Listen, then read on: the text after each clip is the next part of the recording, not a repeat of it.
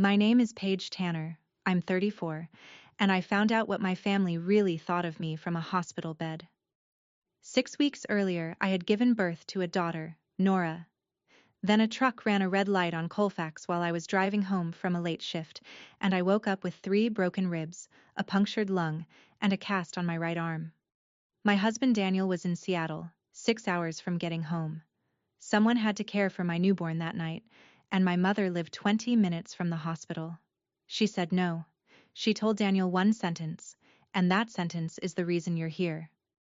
Your sister never has these emergencies. My sister was on a Caribbean cruise. My mother was sitting at a casino. What I did from that bed in the next 3 minutes ended 9 years and $486,000, and that isn't even the part that broke them. The part that broke them walked through the door 3 hours later, an old man carrying a worn folder, and he said something none of them ever expected to hear out loud. Welcome back to Hidden Family Revenge, the channel where quiet people finally close the account. If someone in your life has ever treated your steadiness as a blank check, this story is for you. Drop a comment and tell me who actually showed up when you fell, and be sure to subscribe. I want to tell you about the phone call, because that's where it starts. I came up out of the anesthesia in a curtained bay in the ER, and the first thing I felt was the cast, heavy and foreign, on my right arm, and the plastic ID band cinched around my left wrist. A nurse was saying my name like she'd said it a few times already. My ribs felt like someone had parked a sedan on my chest. Daniel was on speaker on the pillow beside my head, and his voice was doing that flat, careful thing it does when he's scared and trying not to sound scared. Paige, the sitter can't stay past 11. I called your mom. I knew before he said it. She won't come. There was a pause, and behind his words I could hear it. Faint and unmistakable. The electronic chime and chatter of a slot floor. The little fanfare a machine plays when it pays out. My mother was at Black Hawk with her girlfriends. She'd told Daniel she couldn't drive over because she had to cat sit while my sister Megan was on a cruise. A cat. My 6-week-old daughter needed somebody for the night, and the answer was a cat. I didn't cry. I want you to understand that part, because everyone expects the woman in the hospital bed to fall apart, and I didn't. I looked at the band on my wrist. Then I reached over with my left hand and pulled my phone off the tray table. I had a great deal to take care of, and I was very good at taking care of things. That was always the problem. You should know who I was before that night, because it explains why my family treated me the way a faucet treats a glass. I grew up in a rented duplex in Aurora, where the heat worked when it felt like it. I paid for community college by working the closing shift at a grocery store, transferred on scholarship, and clawed my way into a finance program nobody in my family understood. By 30, I was a senior financial analyst at a Fortune 500 company downtown, the person they put in the room when the numbers had to be right. I read spreadsheets for a living. Numbers don't have favorites, and they don't lie to your face, which is more than I could say for some people. Daniel and I married at 26 and decided to wait on kids, partly because we wanted to, and partly because there was always something the family needed first. We lived below our means in a quiet way that nobody noticed. 2 incomes, 1 used car, no debt. That's the only reason what I'm about to tell you was even possible. For 9 years I had been sending my parents $4,500 a month. I never said the number out loud, not to my husband, not to my sister, not to a soul. I told myself it was for my father's heart condition and the mortgage. I told myself I was the only one steady enough to carry it, and being the steady one had become its own kind of identity. I'm telling you this now so you understand. I wasn't naive. I was responsible to the point of self-erasure. There is a difference, and that night I finally learned it. The first thing I did was not revenge. The first thing I did was solve the actual problem, because that's what I do. With my left thumb, I pulled up the number for a licensed overnight care agency Daniel and I had vetted before Nora was born and never ended up using. A woman answered on the second ring. I told her my name, my situation, and my address in 9 sentences, calm as a Tuesday. I need a night nurse for a 6-week-old tonight, starting now. She asked if the baby was medically stable. She's perfect. I'm the one in the hospital. 40 minutes later, a nurse named Yvette let herself into my house with the code Daniel gave her, washed her hands, and texted me a photo of Nora asleep with her fist against her cheek. I looked at that photo for a long time. The ER nurse beside me watched me set the phone down and asked, gently, if I had family who could come. It's handled, I said. Next. She blinked. People always blink when you don't perform the breakdown they're braced for. I wasn't being cold. I was triaging, the way you do when you've spent your whole life being the only adult in a room full of adults. My daughter was safe and warm and watched. My husband was in the air. My ribs would knit. There was exactly one item left on the list that night, one I had carried for 9 years and never once allowed myself to touch, and now my left hand was free, and my mind was very, very clear. I opened my banking app. The login screen glowed in the dark bay like a small cold moon. Inside the app, there's a screen called Recurring Transfers, and I had 4 of them. I knew them by heart the way you know a scar. The first was labeled Mom and Dad, $2,000 a month. The second said Home, $1,100, for the mortgage I believed I was helping with. The third said Dad Medical, $900. The fourth just said Megan Support, $500, $4,500, on the first of every month, for 108 months.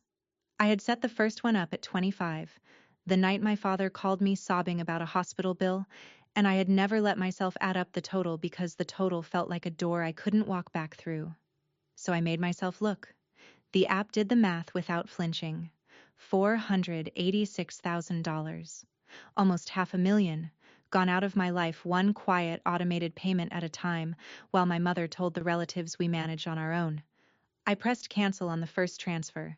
A green check appeared and a line of text I will remember until I die. Recurring transfer canceled. I pressed the second. Recurring transfer canceled. The third. The fourth. 4 taps, maybe 20 seconds, and 9 years simply stopped, the way a faucet stops. I felt no triumph and no grief, just a strange flat clarity, like the moment a spreadsheet finally balances. Then, as I was closing the app, my eyes snagged on something in the transaction history I'd never scrolled to before. A single line item buried under the Dad Medical label from 2 years back. It read, Loan, M, $40,000. My sister's initial. Not my father's surgery. Megan. I locked the phone and lay there in the dark listening to the monitor count my heartbeats, and I made myself sit with the question I'd avoided for 9 years. Why had I done it? The easy answer, the one strangers offer, is that I was a pushover desperate for love. That answer is wrong, and if you've ever been the dependable one, you already know why. I did it because somewhere along the way, I had decided that being needed was the same as being safe. If I was the load-bearing wall, no one could remove me. My grandmother understood that about me before I did. Her name was Ruth, my mother's mother, a tall, flinty woman who smelled like coffee and machine oil and never once raised her voice to get a room's attention. The year before she died, she took my hand at Thanksgiving and said, "Somebody has to watch this family's money, and your mother won't. So it'll have to be you." I thought she meant be generous. I think now she meant something closer to be vigilant. Ruth passed last spring quietly, in her sleep, and I had been too buried in a new pregnancy and a demanding quarter to ask what she'd left or to whom. I assumed my mother had handled it, the way I assumed my money was buying my father's medicine. I had spent a lifetime assuming the best about people who had never once earned it, and calling that assumption love. Lying in that bed, with my daughter 40 minutes away in a stranger's careful hands, I finally understood that I had been funding a story about my family, not the actual family. The actual family had just chosen a cat. Daniel called again from his layover, and this time he told me everything my mother had said, word for word, because he knew I would want it word for word. He had called her at 9, explained that I was in surgery and the baby needed someone, and asked her to please just drive the 20 minutes.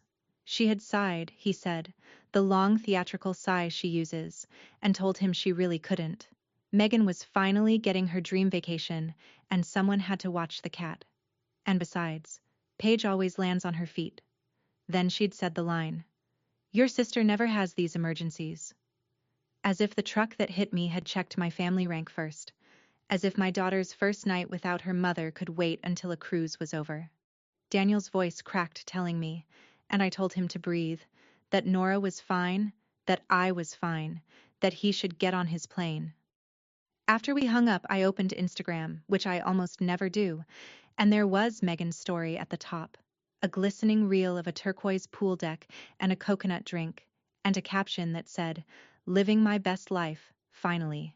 My sister, 29, an aspiring influencer with 11,000 followers and a $500 monthly allowance she thought came from the universe.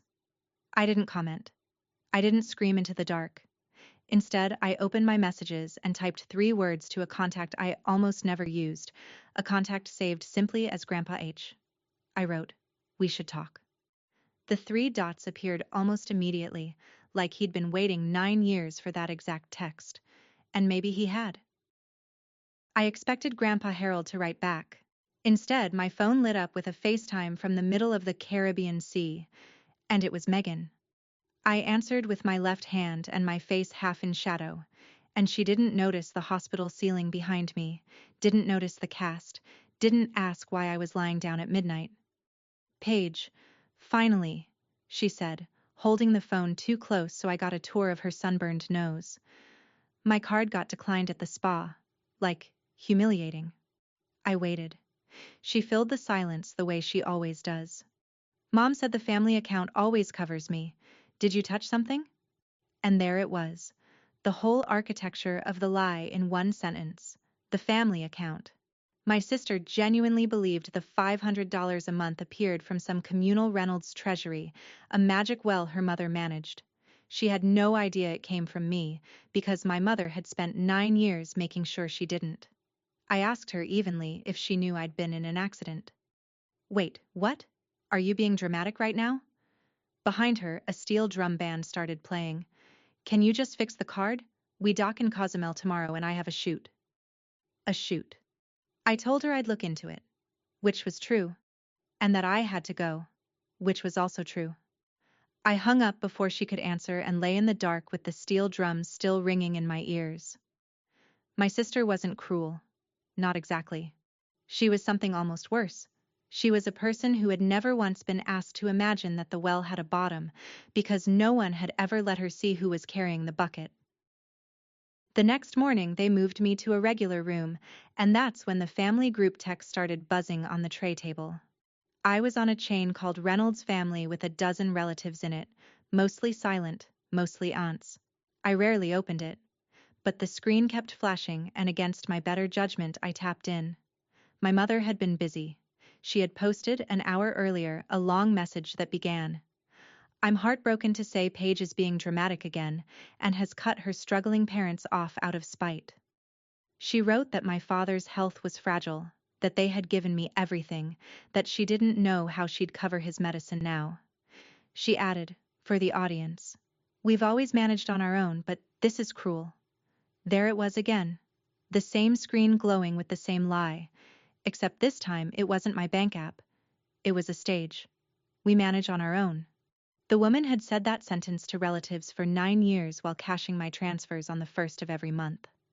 My Aunt Carol had already replied with 3 broken heart emojis and the words, "Shame on her, kicking a sick man when he's down."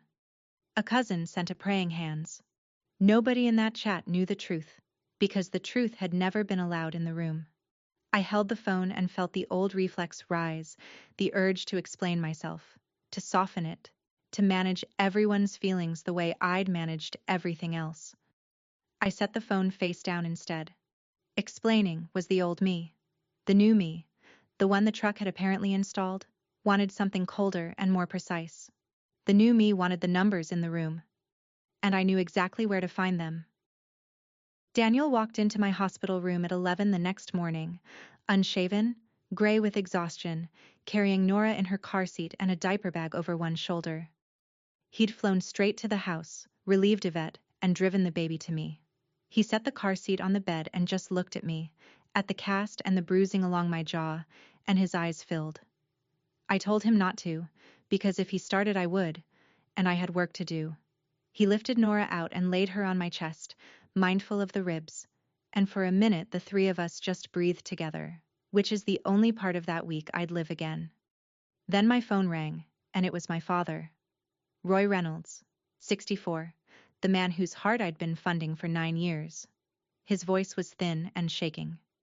"Paigey," he said, using the name he hadn't used since I was small. "I didn't know it got this bad. The money, the accident. I didn't know." For one suspended second I believed he might do it. Might finally stand up in his own house.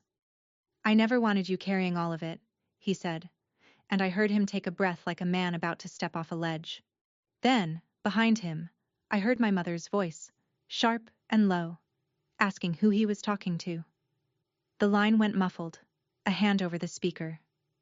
When he came back his voice had changed, flattened, retreated. "I should go.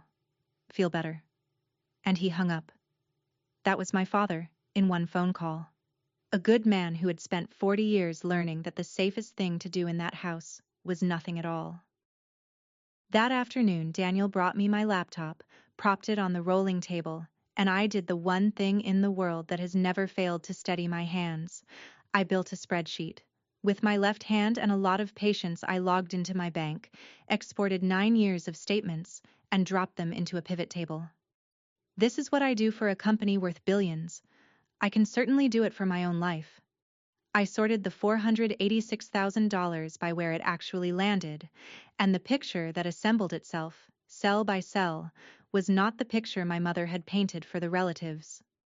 The mortgage payments I thought I was covering had been made 10 times in 9 years, not 108.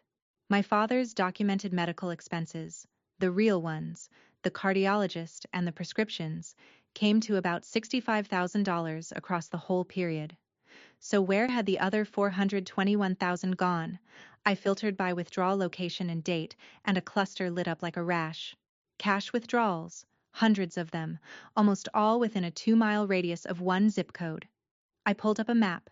The zip code was Black Hawk. My mother hadn't been visiting a casino that one unlucky night she skipped her granddaughter.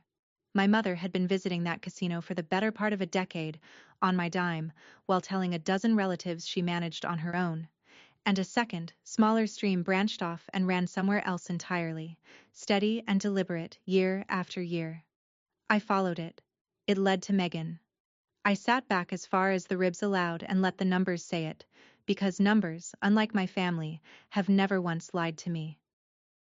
I'm going to give you the exact numbers because I want you holding them the way I held them, because everything after this turns on them. Out of $486,000, $65,000 could be matched to my father's real medical care. $11,000 had touched the mortgage. That left roughly $410,000 unaccounted for, and it split into 2 rivers. The first river, about $290,000 over 9 years, was cash, pulled in small, dignified amounts near Black Hawk, so no single withdrawal would ever look like a problem. The second river ran to my sister, around $120,000, including that $40,000 line-marked loan, M, that had been filed under my father's surgery to hide it inside the only category nobody questioned.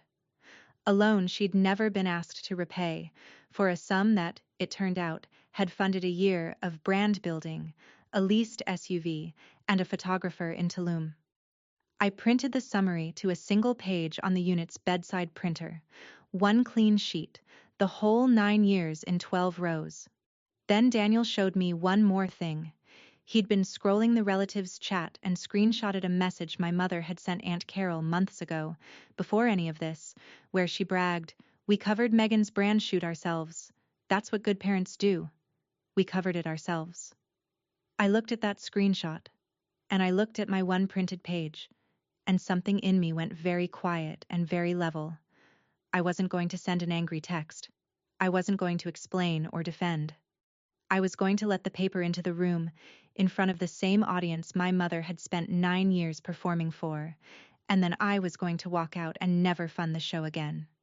"It's handled," I said to Daniel, and for the first time the words felt less like triage and more like a verdict. I want to stop here for 1 second, because if you've made it this far, you might be the person I'm about to describe. I spent 9 years believing I was paying for my father's heart, and I was actually paying for a slot machine and a brand shoot. If you've ever wired money on faith, pull one statement tonight, just one, and read it like it isn't yours.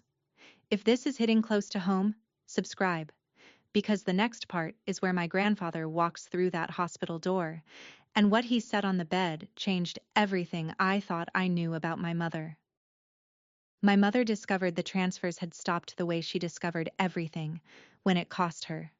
The first of the month came, no deposit landed, and by noon my phone was ringing with her name on the screen. I let it go twice. The third time I answered, because avoidance was the old me. Her voice came through warm as fresh pie, the voice she uses on relatives and waiters. Honey, are you okay? We've been worried sick about you and that baby. Worried sick. The woman who chose a cat. I said I was recovering, thank you. There was a pause while she repositioned, and then the warmth curdled by degrees into something I'd been hearing my whole life. I noticed the account didn't come through. Is that a mix-up with the bank? I told her it wasn't a mix-up. Silence. Then the guilt, right on schedule. After everything your father and I did for you, we took you to every practice, we kept a roof over your head. I let her run. She circled back, the way she always does, to the one weapon that had never failed her. And she said it again, softer now, almost wounded, as if I were the one being unreasonable. You know your sister never has these emergencies. And there it was, the third time I'd heard that sentence in 3 days, except this time I didn't flinch, and I didn't explain. I simply said, I know, Mom, and let the words mean something she didn't intend. Megan never had emergencies because Megan had me, and now Megan had a declined card and a leased SUV she couldn't afford. I told my mother I had to feed the baby, and I hung up while she was still talking, which I had never once done in 34 years. When the mother fails, she sends the aunt. That afternoon, Aunt Carol texted me directly, which she'd done maybe twice in my adult life, both times to ask for money for a raffle. Her message was a paragraph of borrowed outrage. I am disgusted. Your parents are barely getting by and you cut them off while your father is sick? Your grandmother would be ashamed of you. Family takes care of family. I read it twice, and the line about my grandmother almost got me, because Ruth was the one person in that family I'd never wanted to disappoint. Then I remembered Ruth's actual words. Somebody has to watch this family's money, and your mother won't. And I understood Carol had it exactly backwards. So I didn't write a paragraph back. I didn't defend myself or cry or apologize. I attached the single page, the one with 12 rows and 9 years on it, and I typed one sentence beneath it. Here's where the money your sister-in-law says she manages on her own actually went. The Black Hawk withdrawals are hers. Ask her. Then I put the phone down and changed Nora's diaper. One-handed, with a calm I hadn't felt in a decade. The phone buzzed once, the little ellipsis of Carol typing. Then it stopped. Then nothing. No reply came. Not that hour. Not that day. I imagined her sitting in her kitchen reading 12 rows of numbers she couldn't argue with, because that's the thing about a spreadsheet. You can call a person dramatic, but you cannot call a column of withdrawals dramatic. It simply sits there, being true. I had spent my life managing this family's feelings. It had never once occurred to me that the kindest, hardest thing I could do was hand them a fact and let them sit with it alone. My mother is many things, but she is never out of moves. When the warmth failed and the aunt failed, she reached for the one stage she controls completely. She called a family dinner. The invitation came as a group text to the whole Reynolds chain, framed in her best wounded matriarch register. Let's all gather Sunday to welcome baby Nora and clear the air as a family. Paige, I hope you'll come and we can put this misunderstanding behind us. A misunderstanding. 5 days after she chose a cat over my newborn, it was a misunderstanding. Daniel read it over my shoulder and said, Lo, you don't have to go. We can stay home with Nora and let them sit in it. And he was right. I didn't have to go. But I knew what Sunday was actually for. It wasn't to welcome my daughter. It was to get me in a room full of relatives and pressure me into turning the money back on, to perform reconciliation until I caved the way I always caved. She wanted an audience for my surrender. So I decided to give her the audience, just not the surrender. I texted back 2 words, "Will come," and felt the trap close around the trapper. Then I made one more call to Grandpa H, and we talked for 40 minutes, and at the end of it he asked me a single question in his dry gravel voice. "You want it quiet, or you want it true?" I looked at Nora asleep in the crook of my good arm, at the little life I'd nearly missed, funding a lie. "True," I said. "Then I'll bring the folder," he said. I didn't ask what was in it. Some part of me already knew it would be the thing that ended this for good. I have to back up a few hours, to the part the title promised you, because it happened before the dinner, and it's the hinge. The whole story swings on. 3 hours after I canceled those transfers, the night of the accident, while Daniel was still in the air, my hospital room door opened slowly and my grandfather walked in.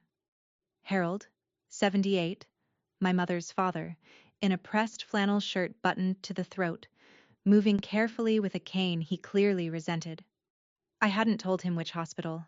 He'd called the only 2 in the area until he found me.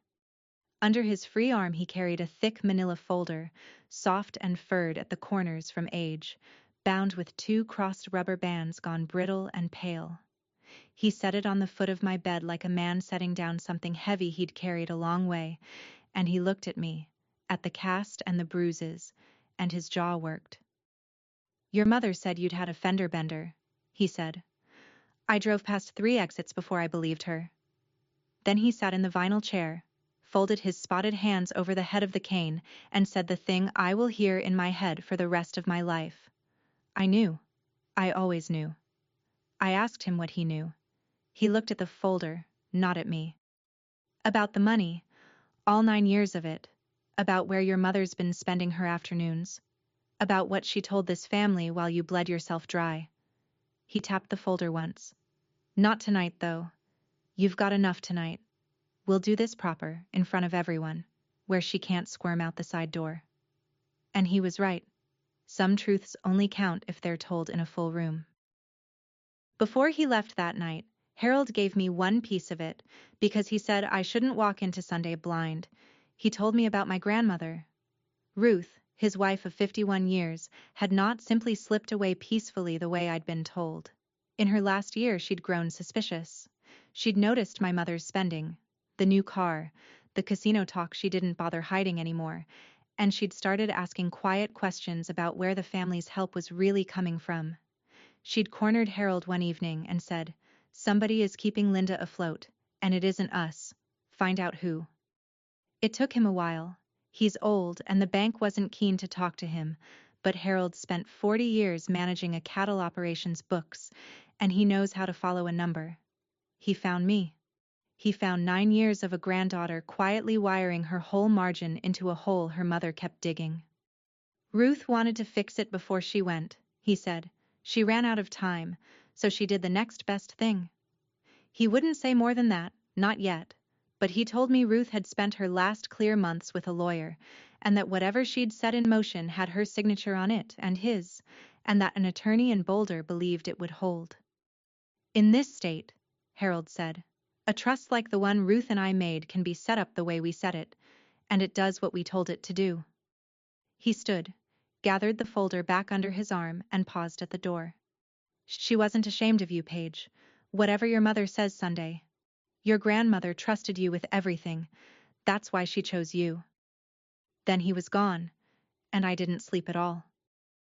The day before the dinner, Harold came by the house to check on me, and I asked him the question that had haunted me my whole life. Why Megan? Why had my mother spent 30 years treating one daughter like a prize and the other like a utility? He was quiet for a while, turning his coffee cup.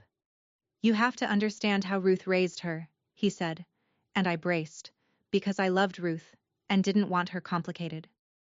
Ruth was a hard woman. Fair, mostly, but hard. And she had a favorite, and it wasn't your mother. It was your Uncle Danny, God rest him.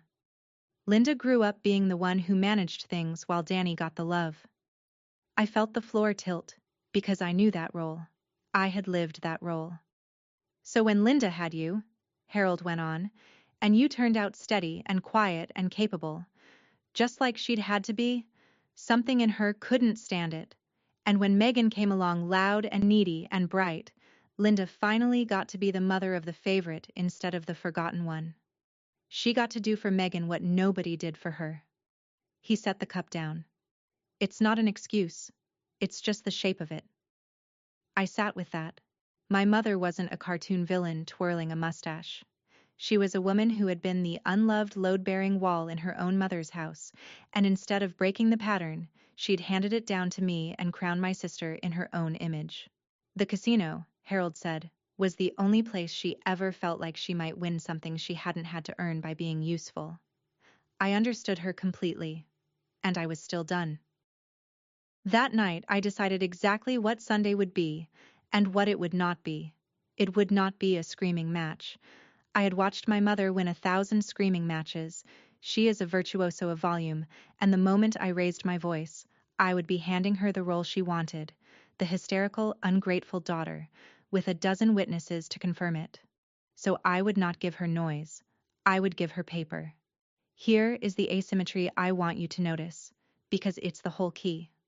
My mother's only weapons were words, lies told warmly, and guilt delivered on schedule, and a story performed for relatives. My weapons were a single printed page, a screenshot in my husband's phone, and a folder in my grandfather's careful hands. She would shout. I would set down documents. She would perform. I would let the numbers be witnessed. She traded in feeling, and I would answer in fact, in front of the exact audience she'd assembled to shame me. I told Daniel the plan in the kitchen while Nora slept. I'm not going to argue with her, I said. I'm going to show up, set it on the table, and let the paper talk. He asked if I was sure I could stay calm, knowing her. I thought about every dinner I'd swallowed, every check I'd sent, every time I'd managed her feelings instead of stating a fact. I've been calm my whole life, I said. Sunday I just stopped being silent too. Those are different things, and it had taken a truck and a cast and a grandfather with a folder to teach me the difference. I packed the one printed page in Nora's diaper bag, beneath the wipes, where nobody would think to look. Megan flew back from the cruise on Saturday and called me from the airport, and the call told me everything about how little had changed in her world, while mine had been rebuilt from the studs. Okay, so the cruise was kind of ruined, she announced. Before hello. Before, are you all right? I spent the whole time stressed about my card. Do you know how embarrassing it is to get declined in front of people? I held the phone and looked at my daughter and said nothing, which she took as permission to continue. Mom said you had some meltdown and stopped the family money, which, fine, have your feelings. But I have a launch coming and I literally cannot function without the account. So can you just fix it before dinner tomorrow so we don't have to do a whole thing? Fix it before dinner. As if my near death and my newborn's abandonment were a clogged drain inconveniencing her content calendar. I asked her quietly, one question. Megan, where do you think that money comes from? There was a pause. The first real pause I'd ever heard from her. From Mom and Dad, she said. But it came out with a little upward lift at the end, a question disguised as an answer. The first crack of doubt I'd ever heard in my sister's voice. It's a family thing. I told her I'd see her tomorrow and let her work it out on her own, because some bills you have to read yourself before you'll believe them. She didn't know it yet, but she was about to find out who'd been signing her life for 9 years, in a dining room full of relatives, with no card to decline and no story left to hide behind. Sunday we drove to my parents' house, the house with the mortgage I'd believed I was paying, and I sat in the car for a moment in the driveway gathering myself. I still wore the cast, and around my wrist the hospital ID band was still cinched. 5 days old now, gone soft and gray. I'd kept it on purpose. I peeled it off in the car, finally, and tucked it into my coat pocket, because I wanted it on me, a small hard piece of proof of exactly where I'd been the night my mother chose a cat. Daniel carried Nora's car seat in his right hand, and from the curb behind us came the slow, careful tap of a cane, and there was Harold, in his Sunday flannel, the worn manila folder pinned under his arm with its brittle crossed rubber bands. He'd insisted on coming separately so my mother wouldn't see us arrive together and brace. "You ready?" he asked me on the porch. Through the front window I could see them all assembled. Aunt Carol and two of my cousins, my father in his chair, my mother moving among them, topping off coffee and playing wounded hostess, queen of a kingdom I had financed without ever being crowned in it. Megan sat on the arm of the couch scrolling her phone, sunburned, oblivious. "I'm ready," I said, and I meant it in a way I never had before. Harold pushed the door open with the head of his cane, and we walked in out of the cold, the three generations my mother least wanted in one room, carrying a baby, a cast, an ID band, and a folder. The conversation stopped. My mother turned with the coffee pot in her hand, and her welcome smile already in place, and the evening began. My mother is, I will give her this, a gifted performer, and she opened strong. She set down the coffee, pressed a hand to her chest, and crossed the room toward Nora with her eyes already glistening for the audience. "Oh, there's my grandbaby," she cooed, reaching, and Daniel angled the car seat away, gentle but immovable, and the reach turned into a flutter and then into the first act. She turned to the relatives, not to me. "I am just so relieved we're all here, because this has been the hardest week of my life." Her life. The week I spent in a hospital bed had been the hardest week of her life. She told them, voice trembling on cue, that her daughter had suffered a little accident, thank God, and had used it as an excuse to cut off her struggling parents, to abandon them in their old age out of some imagined grievance. She dabbed her eyes. Aunt Carol nodded along, though I noticed Carol wouldn't quite look at me, and I knew my 12 rows were sitting somewhere in the back of her mind. My father stared at his hands. Megan looked up from her phone, confused, sensing the script had a part for her she hadn't rehearsed. And then my mother delivered her closer. The line she'd used to win every room for 30 years, turning at last to face me with wet, wounded eyes and a voice pitched perfectly for the cheap seats. "I don't understand where this cruelty comes from. Your sister never has these emergencies." The fourth time. In that warm, crowded room, with everyone watching, she handed me the exact sentence she'd used to leave my newborn alone, and she had no idea she'd just loaded the gun and passed it to me grip first. The room waited for me to cry or shout or crumble. I did none of those things. I reached into the diaper bag under the wipes and took out one folded sheet of paper. I did not stand up and make a speech. I unfolded the single page, smoothed it flat against my thigh with my one good hand, and set it on the dining table in the middle of the room, where the light from the fixture fell on it. Then I said, in the same level voice I use to present a quarterly forecast, "You're right, Mom. Megan never has these emergencies. I'd like to show everyone why." I slid the page to the center. "This is every dollar I sent this family for the last 9 years, 486,000 of them." The room went very still. Carol leaned in despite herself. "The top rows are real. 65,000 for Dad's heart, his cardiologist, his prescriptions, 11,000 toward this mortgage." I let that sit one beat. "The rest is the part Mom tells you all she manages on her own." I touched the page lightly, not for drama, just to guide their eyes. 290,000 in cash, withdrawn over 9 years, almost all of it within 2 miles of the casino in Black Hawk. A small sound went around the room, an intake of breath, the sound of a story cracking. "And 120,000 to Megan, including 40,000 once filed under Dad's surgery, so nobody would ask about it." My sister's head came up slowly. "That's where your card money comes from, Meg," I said gently, because none of this was her fault first. It came from me. It always came from me. My mother's performance had nowhere to go. The tears she'd summoned for sympathy were now just tears on a face caught in a full room, and her hand was trembling around nothing. I looked at her, and did not raise my voice even a little. "It's handled," I said. 3 days of grief and 9 years of silence had compressed into 2 words, and they landed in that room like a gavel. My mother opened her mouth, and I watched her reach for the only tool she had left, which was to call me a liar, a thief, a dramatic, ungrateful child, to bury 12 true rows under a landslide of feeling the way she always had. She got as far as, "That is twisted. You've twisted everything. Your father and I never—" And that's when my grandfather set his cane against the table and laid the manila folder down beside my single page. The brittle rubber bands had to be coaxed off. They'd been on so long they'd left grooves. He opened it with the unhurried hands of a man who had waited a year for this exact moment, and he spoke for the first time since we'd come in that dry gravel voice that somehow filled the room more than my mother's tears ever had. I knew. I always knew. He said it to the relatives, not to Linda. Ruth knew too at the end. She had me trace it. He drew out a stapled document, thick, official, a Boulder law firm's name on the cover page. "This is your grandmother's trust